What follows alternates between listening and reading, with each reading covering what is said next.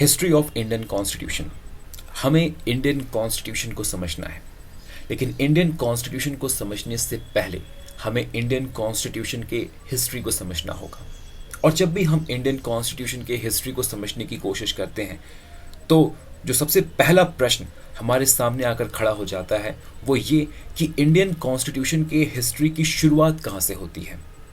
Okay, इस प्रश्न का सीधा आंसर हो सकता है, हम कह सकते हैं कि इंडियन कॉन्स्टिट्यूशन के हिस्ट्री की शुरुआत तब से होती है जब कॉन्स्टिट्यूशन को बनाने की शुरुआत हुई। ओके, और हमें पता है आज हमारे पास जो कॉन्स्टिट्यूशन है इसे बनाने की शुरुआत हमारी कॉन्स्टिट्यूएंट असेंबली के एस्टैब्लिशमेंट के साथ होती है। तो क्यों ना हम इंडियन कॉन्स्टिट्यूशन के हिस्ट्री की शुरुआत कॉन्स्टिट्यूएंट असेंबली के साथ करें, तब से करें जब से कॉन्स्टिट्यूएंट असेंबली ने कॉन्स्टिट्यूशन को ड्राफ्ट करना शुरू किया हो। लेकिन नहीं, हम ऐसा नहीं कर सकते। क्यों नहीं कर सकते? इस आर्ग्यूमेंट को समझना आपके लिए बहुत इंपॉर्टेंट है। देखिए, कॉन्स्टिट्यूशन का काम क्या है? कॉन्स्टिट्यूशन का काम है स्टेट को एस्टैब्लिश करना, गवर्नमेंट को एस्टैब्लिश करना, गवर्नमेंट के डिफरेंट ऑर्गन्स को एस्टैब्लिश करना, लेजिस्लेचर, एग्जीक्यूटिव, जुडिशरी को एस्टैब्लिश करना और इन ऑर्गन्स के structure, composition, power and function को आउटलाइन करना। तो यहाँ आप देख सकते हैं कि कॉन्स्टिट्यूशन का सीधा संबंध स्टेट के साथ है, स्टेट के ऑर्गन्स के साथ है, लेजिस्लेचर, एग्जीक्यूटिव, जुडिशरी के साथ है। तो यह ऑब्वियस है कि कॉन्स्टिट्यूशन की हिस्ट्री उतनी ही पुरानी होगी जितनी पुरानी स्टेट की हिस्ट्री होगी, स्टेट के डिफरेंट ऑर्गन्स की हिस्ट्री होगी, लेजिस्लेचर, एग्जीक्यूटिव, जुडिशरी की हिस्ट्री होगी।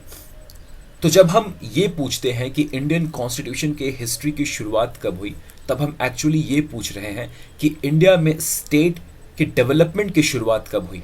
मतलब इंडिया में स्टेट और स्टेट के different organs, legislature, executive, judiciary के डेवलपमेंट की शुरुआत कब हुई। आज हम जिस स्टेट का हिस्सा है, जिस लेजिस्लेचर, एग्जीक्यूटिव, जुडिशरी का हिस्सा है, इसे हमारे कॉन्स्टिट्यूएंट असेंबली के द्वारा डिज़ाइन किया गया था।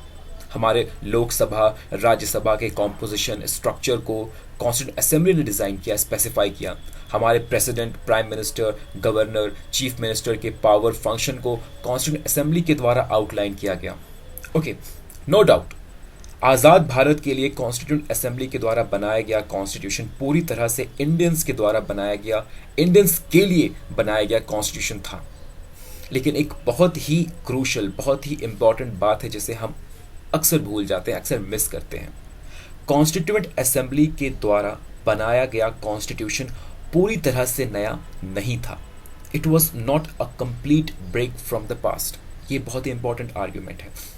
हमारे नए कॉन्स्टिट्यूशन के कुछ ऐसे फीचर्स थे, हमारे नए कॉन्स्टिट्यूशन में कुछ ऐसे फीचर्स थे, प्रोविजंस थे जिनकी हिस्ट्री ब्रिटिश पीरियड तक जाती है। मतलब हमारे नए कॉन्स्टिट्यूशन में कॉलोनियल लेजिस्लेशन के कुछ एस्पेक्ट मौजूद थे। ओके, कॉलोनियल लेजिस्लेशन का मतलब क्या है? इंडिया को गवर्न करने के लिए, इंडिया के ऊपर शासन करने के लिए ब्रिटिश गवर्नमेंट के द्वारा टाइम टू टाइम जो different charters, different acts, different कानून लाए गए, इन्हें ही हम कॉलोनियल लेजिस्लेशन कहते हैं। तो बात यहाँ स्पष्ट है कि कॉन्स्टिट्यूशन को समझने के लिए हमें इन कॉलोनियल लेजिस्लेशन को भी समझना होगा, ब्रिटिश पीरियड में लाए गए इन एक्ट्स, इन लॉज को भी समझना होगा। इसलिए कॉन्स्टिट्यूशनल हिस्टोरियंस जो है वो इंडियन कॉन्स्टिट्यूशन के ओरिजिन को इन्हीं कॉलोनियल लेजिस्लेशन से ट्रेस करते हैं। ओके, इन कॉलोनियल लेजिस्लेशन को, दैट मीन्स इन एक्ट्स, इन कानूनों को कॉन्स्टिट्यूशनल टेक्स्ट भी कहा जाता है। कॉन्स्टिट्यूशनल टेक्स्ट इसलिए क्योंकि इन्हीं एक्ट्स, इन्हीं कानूनों के माध्यम से ब्रिटिश पीरियड के दौरान इंडिया में स्टेट का एक ढांचा, एक स्ट्रक्चर तैयार किया गया। ओके, गवर्नमेंट के different organs, legislature, executive, judiciary की नींव रखी गई। ओके, तो आज हम जिस लेजिस्लेचर, एग्जीक्यूटिव, जुडिशरी की बात करते हैं, जिस लेजिस्लेचर, एग्जीक्यूटिव, जुडिशरी के अंतर्गत आते हैं, इस लेजिस्लेचर, एग्जीक्यूटिव, जुडिशरी की नींव, जो डेवलपमेंट है वो ब्रिटिश पीरियड में ही स्टार्ट हो गई।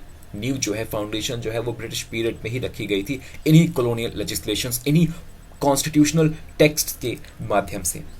आपको ये जानकर हैरानी भी होगी, लेकिन representative government, electoral democracy Bharat में सबसे पहले अंग्रेजों के द्वारा ही इंट्रोड्यूस किया गया था, इन्हीं कॉलोनियल लेजिस्लेशन, इन्हीं एक्ट्स के माध्यम से। ओके, इसलिए इंडियन कॉन्स्टिट्यूशन को समझने के लिए हमें ब्रिटिश रूल के दौरान ब्रिटिश गवर्नमेंट के द्वारा इंडिया के लिए बनाए गए डिफरेंट लॉज, डिफरेंट एक्ट्स को समझना ज़रूरी है। खासकर उन एक्ट्स को जिनके द्वारा इंडिया में गवर्नमेंट को इस्टेब्लिश करने की कोशिश की गई, गवर्नमेंट के डिफरेंट ऑर्गन्स को इस्टेब्लिश करने की कोशिश की गई। ये एक्ट्स हमारे लिए इंपॉर्टेंट हैं क्योंकि इन एक्ट्स में प्रेजेंट कुछ फीचर्स, कुछ प्रोविजंस आज भी हमें कॉन्स्टिट्यूशन में देखने को मिलते हैं। आज भी ये फीचर, ये प्रोविजन हमारे कॉन्स्टिट्यूशन में मौजूद हैं। इन एक्ट्स की स्टडी को हम गवर्नमेंट ऑफ इंडिया एक्ट 1858 के साथ शुरू करेंगे। ओके, इस एक्ट से पहले भी कई एक्ट्स और चार्टर ब्रिटिश गवर्नमेंट के द्वारा लाए गए इंडिया के लिए, लेकिन हम इंडिया के कॉन्स्टिट्यूशनल हिस्ट्री की शुरुआत 1858 से ही करेंगे क्योंकि इसी वर्ष से इंडिया में ब्रिटिश गवर्नमेंट के डायरेक्ट रूल की शुरुआत होती है। 1858 से पहले ब्रिटिश गवर्नमेंट इंडिया में रूल कर रही थी, लेकिन इनडायरेक्टली ईस्ट इंडिया कंपनी के माध्यम से। ओके, तो हम शुरू करते हैं गवर्नमेंट ऑफ इंडिया एक्ट 1858 के साथ। इस एक्ट के साथ ही इंडिया में ब्रिटिश गवर्नमेंट के डायरेक्ट रूल की शुरुआत होती है। इंग्लैंड की महारानी क्वीन विक्टोरिया को इंडिया का एम्परेस घोषित किया जाता है। अभी तक, दैट मीन्स 1858 तक, ईस्ट इंडिया कंपनी के द्वारा इंडिया में जितनी भी टेरिटरी को एक्वायर किया गया था, ये सारी टेरिटरी इस एक्ट के द्वारा ब्रिटिश गवर्नमेंट के डायरेक्ट कंट्रोल में चली जाती है। इसी एक्ट के साथ इंडिया को रूल करने के लिए, इंडिया के ऊपर शासन करने के लिए एक स्ट्रक्चर, एक एलाबोरेट स्ट्रक्चर, एक ढांचा तैयार किया जाता है। इंडिया पर ब्रिटिश गवर्नमेंट का अब डायरेक्ट रूल होगा। एक secretary of state for India के पद को बनाया जाता है, एक नया पोस्ट क्रिएट किया जाता है, secretary of state for India. इन्हें इंडिया पर रूल करने की, इंडिया पर शासन करने की पूरी अथॉरिटी दी जाती है। सेक्रेटरी ऑफ स्टेट ये अपने रूल के लिए, अपने काम के लिए डायरेक्टली ब्रिटिश पार्लियामेंट के प्रति रिस्पॉन्सिबल होते हैं। इनको असिस्ट करने के लिए 15 लोगों का एक काउंसिल बनाया जाता है, जिसे इंडिया काउंसिल भी कहा जाता है। Okay, secretary of state for India का कार्यालय लंदन में ही था, इंडिया में नहीं, ये आपको याद रखना है। ये इंडिया में नहीं था, इनका कार्यालय लंदन में ही था।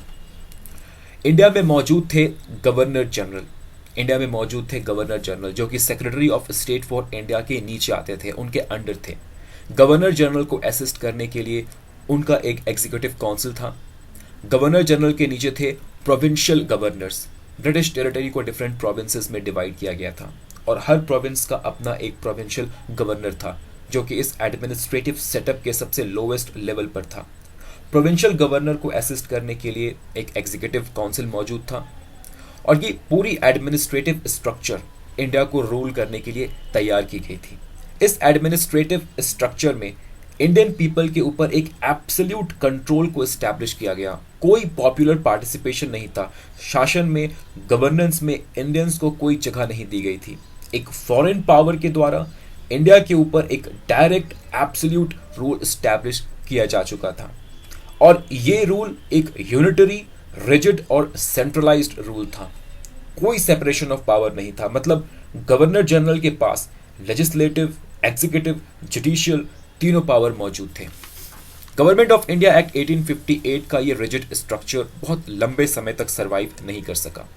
इंडियन काउंसिल एक्ट 1861 के माध्यम से इस रिजिड स्ट्रक्चर को रिफॉर्म करने की कोशिश की गई, रीस्ट्रक्चर करने की कोशिश की गई। काउंसिल एक्ट 1861 के द्वारा गवर्नर जनरल के एग्जीक्यूटिव काउंसिल को रीस्ट्रक्चर किया गया। हमने देखा था कि गवर्नर जनरल को असिस्ट करने के लिए एक एग्जीक्यूटिव काउंसिल था। इसी एग्जीक्यूटिव काउंसिल को इंडियन काउंसिल एक्ट 1861 के द्वारा रीस्ट्रक्चर करने की कोशिश की गई, रिफॉर्म करने की कोशिश की गई। ओके, पावर को एक्चुअली सेपरेट करने की कोशिश की गई, सेपरेशन ऑफ पावर को अचीव करने की कोशिश की गई। एग्जीक्यूटिव काउंसिल से लेजिस्लेटिव फंक्शन को अलग किया गया। पहले क्या था, एग्जीक्यूटिव काउंसिल लेजिस्लेटिव और एग्जीक्यूटिव दोनों फंक्शन को परफॉर्म करती थी। अब एग्जीक्यूटिव काउंसिल से लेजिस्लेटिव फंक्शन को सेपरेट किया गया, एक लेजिस्लेटिव काउंसिल बनाया गया और इस लेजिस्लेटिव काउंसिल के मेंबर्स को दो पार्ट में डिवाइड किया गया, ऑफिशियल मेंबर और non official member. Okay, real reform जो है वो यहीं पर लाया गया था। देखिए, गवर्नर जनरल के लेजिस्लेटिव काउंसिल में नॉन ऑफिशियल मेंबर्स के लिए जगह बनाई गई और ये नॉन ऑफिशियल मेंबर्स कौन थे? ये इंडियंस ही थे। फर्स्ट टाइम पहली बार इंडियंस को ब्रिटिश गवर्नेंस के स्ट्रक्चर में जगह दी गई। ब्रिटिश शासन व्यवस्था में फर्स्ट टाइम इंडियन को इंक्लूड किया गया। ओके, लेकिन ये इंडियंस इलेक्टेड नहीं थे, ये नॉमिनेटेड थे। ब्रिटिश गवर्नमेंट के द्वारा इन्हें चुना गया था, सेलेक्ट किया गया था। लेकिन बड़ी बात क्या थी कि सब फर्स्ट टाइम इंडियंस को इस गवर्नेंस स्ट्रक्चर में जगह दी गई, भले ही नॉमिनेटेड वे से, लेकिन जगह दी गई। और ये जो चेंजेस है आप देख रहे हैं, ये जो रिफॉर्म है, ये गवर्नर जनरल के एग्जीक्यूटिव काउंसिल में लाया गया और प्रोविंशियल गवर्नर के एग्जीक्यूटिव काउंसिल में भी लाया गया। दोनों स्तर पे, गवर्नर जनरल और प्रोविंशियल गवर्नर, दोनों के एग्जीक्यूटिव काउंसिल में ये चेंजेस लाए गए। लेकिन ये जो बदलाव था, ये जो रिफॉर्म था, ये केवल एक दिखावा था। ओके, ये केवल एक दिखावा था। गवर्नर जनरल और प्रोविंशियल गवर्नर के एग्जीक्यूटिव काउंसिल को रिफॉर्म करके लेजिस्लेटिव काउंसिल को बनाया गया। ओके, इस लेजिस्लेटिव काउंसिल का मेन, और हमें पता है कि इस लेजिस्लेटिव काउंसिल का मेन काम क्या था। हम देख रहे हैं यहाँ पे कि गवर्नर जनरल और प्रोविंशियल गवर्नर के एग्जीक्यूटिव काउंसिल को रिफॉर्म करके लेजिस्लेटिव काउंसिल को बनाया गया। इस लेजिस्लेटिव काउंसिल का मेन काम क्या था? कानून बनाना, बिल पास करना। ओके, और इस लेजिस्लेटिव काउंसिल में कानून बनाने की इस प्रक्रिया में इंडियंस को भी इंक्लूड किया गया था, ये अभी हमने देखा। लेकिन इसके बावजूद रियल पावर जो है वो अभी भी गवर्नर जनरल के पास ही सेंटर्ड था, गवर्नर जनरल के पास ही था रियल पावर। लेजिस्लेटिव काउंसिल के द्वारा पास किया गया कोई भी बिल, कोई भी कानून, कोई भी बिल कानून तब तक नहीं बन सकता था जब तक उसे गवर्नर जनरल की सहमति ना मिले, गवर्नर जनरल का कॉन्सेंट ना मिले। कुछ सब्जेक्ट्स पर बिल बनाने से पहले, कानून बनाने से पहले गवर्नर जनरल की परमिशन लेने की जरूरत थी। बिना परमिशन के आप बिल को इंट्रोड्यूस भी नहीं कर सकते थे लेजिस्लेटिव काउंसिल में। इसके अलावा गवर्नर जनरल के पास वीटो था, वो किसी भी बिल को रिजर्व करके रख सकते थे। ओके, तो यहाँ आप देख सकते हैं कि भले ही इंडियंस को लेजिस्लेटिव फंक्शन में इंक्लूड किया गया, लेकिन जो रियल लेजिस्लेटिव पावर था वो अभी भी गवर्नर जनरल के पास ही सेंटर्ड था, गवर्नर जनरल के पास ही था। Okay, government of India act 1850 Indian council act 1861 को रिफॉर्म करके इंडियन काउंसिल एक्ट 1892 को लाया गया। इस एक्ट के द्वारा गवर्नेंस स्ट्रक्चर में कोई व्यापक बदलाव नहीं किया गया। सिर्फ क्या किया गया कि लेजिस्लेटिव काउंसिल में मौजूद जो नॉन ऑफिशियल मेंबर, जो नॉमिनेटेड इंडियंस की संख्या है, इसे बढ़ा दिया गया, इसे इंक्रीज कर दिया गया। इसके साथ ही ये भी स्पेसिफाई कर दिया गया कि लेजिस्लेटिव काउंसिल में जो नॉमिनेटेड इंडियंस होंगे, इन्हें नॉमिनेट कौन करेगा। पहले ये स्पेसिफाई नहीं किया गया था कि इन नॉमिनेटेड इंडियंस को नॉमिनेट कौन करेगा। काउंसिल एक्ट 1892 में ये स्पेसिफाई कर दिया गया कि इन नॉमिनेटेड मेंबर्स को अब नॉमिनेट कौन करेगा। सेंट्रल लेजिस्लेटिव काउंसिल के लिए बंगाल चैम्बर ऑफ कॉमर्स को ये दायित्व दिया गया कि वे लेजिस्लेटिव काउंसिल में मेंबर्स को नॉमिनेट करके भेजे। प्रोविंशियल लेजिस्लेटिव काउंसिल के लिए विलेज लोकल बॉडी को ये दायित्व दिया गया। ओके, तो इंडियन काउंसिल एक्ट 1892 के द्वारा ये कुछ बदलाव किए गए थे। क्लियर? अभी तक हमने देखा कि ब्रिटिश गवर्नमेंट के द्वारा इंडियंस को लेजिस्लेटिव एक्टिविटी में जगह देने की कोशिश की गई। इंडियन काउंसिल एक्ट 1861 और 1892 के माध्यम से सेंटर में गवर्नर जनरल के एग्जीक्यूटिव काउंसिल को रिफॉर्म करके लेजिस्लेटिव काउंसिल को बनाया गया। इसी तरह प्रोविंस में भी प्रोविंशियल गवर्नर के एग्जीक्यूटिव काउंसिल को रिफॉर्म करके लेजिस्लेटिव काउंसिल को बनाया गया और इन लेजिस्लेटिव काउंसिल्स में नॉन ऑफिशियल मेंबर्स के लिए जगह बनाई गई। और ये नॉन ऑफिशियल मेंबर्स कौन थे? इंडियंस थे। और इन इंडियंस को, यहाँ पे ध्यान दीजिएगा, इन इंडियंस को चुनने का तरीका क्या था? नॉमिनेशन, इलेक्शन नहीं, नॉमिनेशन। ओके, ये जो प्रोविजन है ये अब बदलेगा।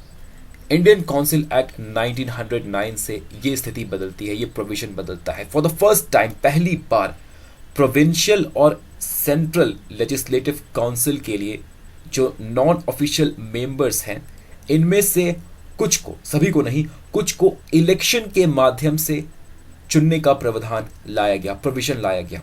Okay, for the first time, पहली बार प्रोविंशियल और लेजिस्लेटिव, सेंट्रल लेजिस्लेटिव काउंसिल के लिए जो नॉन ऑफिशियल मेंबर्स हैं, इन नॉन ऑफिशियल मेंबर्स को चुनने के लिए इलेक्शन का प्रावधान लाया गया। Okay, for the first time, nomination नहीं, इलेक्शन।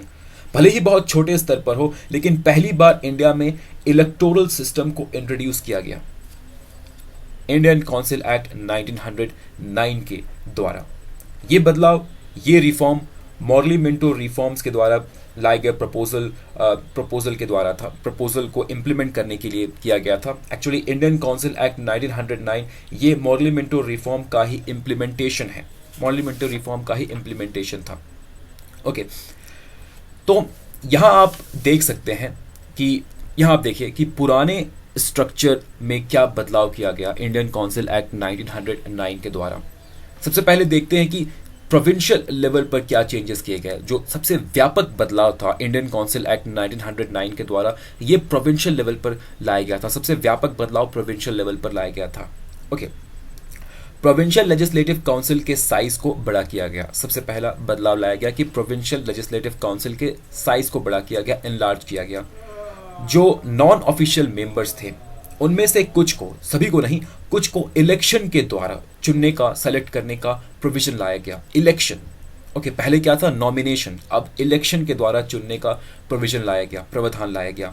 ओके, पहले क्या था कि लेजिस्लेटिव काउंसिल में ऑफिशियल मेंबर्स जो है, और ऑफिशियल मेंबर्स का मतलब ब्रिटिश गवर्नमेंट के रिप्रेजेंटेटिव्स। ओके, पहले क्या था कि लेजिस्लेटिव काउंसिल में ऑफिशियल मेंबर्स की संख्या अधिक हुआ करती थी नॉन ऑफिशियल मेंबर्स की तुलना, ये हमेशा मेजॉरिटी में हुआ करते थे। लेकिन इंडियन काउंसिल एक्ट 1909 के आने के बाद प्रोविंशियल लेजिस्लेटिव काउंसिल में, ध्यान दीजिएगा, हम यहाँ पर प्रोविंस की बात कर रहे हैं।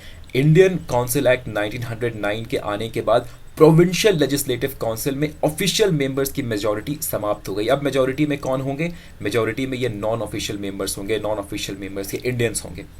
ओके, यहाँ तक सब कुछ बहुत अच्छा लग रहा है, सब कुछ परफेक्ट लग रहा है। लेकिन इस पूरे बदलाव का, इस पूरे रिफॉर्म का एक बहुत ही नेगेटिव पहलू भी था, बहुत ही नेगेटिव पहलू था। और वो क्या था, अंग्रेजों ने इलेक्शन तो इंट्रोड्यूस किया, लेकिन इलेक्शन के साथ साथ उन्होंने सेपरेट इलेक्टोरेट की सिस्टम को भी इंट्रोड्यूस किया। अंग्रेजों ने इलेक्शंस तो इंट्रोड्यूस किया, लेकिन मुस्लिम्स के लिए सेपरेट इलेक्टोरेट की भी घोषणा कर दी। और इसी के साथ अंग्रेजों ने इंडियन सॉइल में कम्युनलिज्म, सांप्रदायिकता का बीज प्लांट कर दिया, बो दिया। मुस्लिम्स के लिए सेपरेट इलेक्टोरेट की घोषणा कर दी।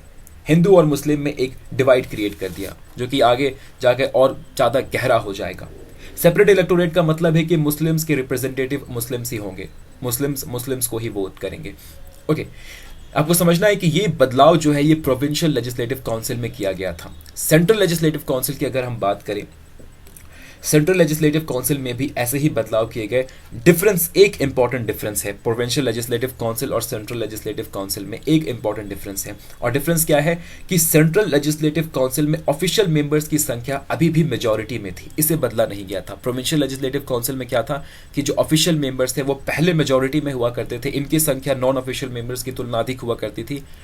और प्रोविंशियल लेजिस्लेटिव काउंसिल में क्या हुआ कि ऑफिशियल मेंबर्स की मेजॉरिटी को समाप्त कर दिया गया। लेकिन सेंट्रल लेजिस्लेटिव काउंसिल में अभी भी ऑफिशियल मेंबर्स मेजॉरिटी में थे, इनकी संख्या, दैट मीन्स ब्रिटिश गवर्नमेंट के रिप्रेजेंटेटिव्स की संख्या अभी भी मेजॉरिटी में थी। इंडियन काउंसिल एक्ट 1909 के द्वारा ये बदलाव लाए गए। ओके, तो अभी तक हमने जो कुछ भी देखा, जितने भी रिफॉर्म्स देखे, इन रिफॉर्म्स के पीछे कारण क्या था, क्यों ब्रिटिश गवर्नमेंट के द्वारा इन रिफॉर्म्स को लाया गया। ओके, ब्रिटिश गवर्नमेंट खुद इन रिफॉर्म्स को लाना नहीं चाहती थी। इन रिफॉर्म्स के पीछे कारण था लोगों का डिमांड, लोगों का एजिटेशन। ओके, ब्रिटिश हुकूमत के खिलाफ लोग विद्रोह कर रहे थे, ब्रिटिश शासन से आज़ादी के लिए लोग संघर्ष कर रहे थे, और दिन ब दिन ये संघर्ष, ये विद्रोह बढ़ता जा रहा था। लोगों के इन्हीं डिमांड्स को शांत करने के लिए ब्रिटिश गवर्नमेंट के द्वारा इन रिफॉर्म्स को लाया गया। ओके, लेकिन ये रिफॉर्म्स लोगों के एक्सपेक्टेशन को फुलफिल नहीं कर पाए, जिसकी वजह से एजिटेशन और डिमांड और अधिक बढ़ गया। तो आप यहाँ देख सकते हैं कि एक साइकिल की शुरुआत होती है।